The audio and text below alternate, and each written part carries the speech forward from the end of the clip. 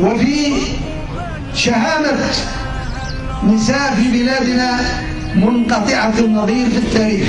اسمعوها، في بلادنا وقعت هذه منقطعة النظير إلى حد الآن. وقعت في بلادنا في القيروان سنة 24 و100 للهجرة في خلافة هشام بن عبد الملك الخلافة الأموية.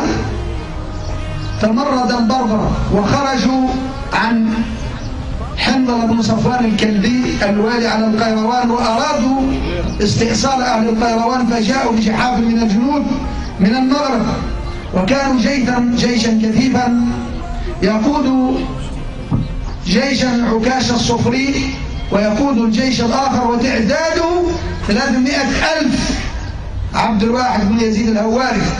ودخل عنباجة ثم جاءوا إلى الباطن الآن معروف، وكان يسمى ذاك الجبل بجبل القرن، وتجمعوا فخرج إليهم حنظلة بن صفوان في الرجال والنساء.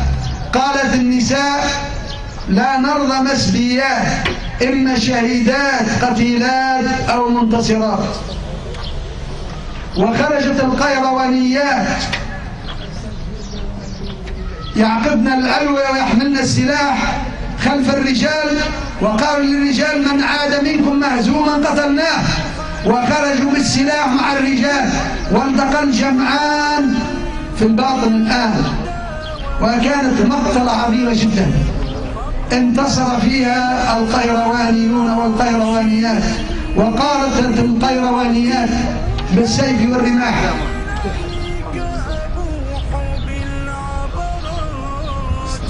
وبلغ من القتلى 80,100